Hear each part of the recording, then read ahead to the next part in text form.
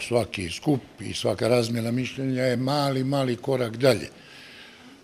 Govor mržnje danas je puno manji nego prije 20 godina.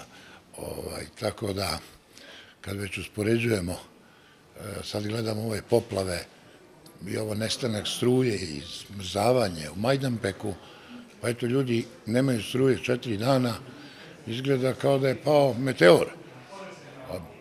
Da će ljudi živjeti sa 500 dana bez struje i malo više.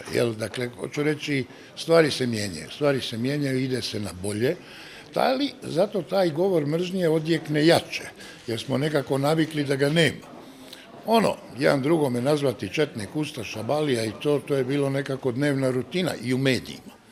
I te zapjenušene govore i to sve smo mi to gledali svaki dan. Sad je to manje, pa kad jedan iskoči, onda svi skoče na njega i to. Mislim da je trend pozitivniji nego se čini, ali treba korigirati, treba se buniti i to isticati kao loše.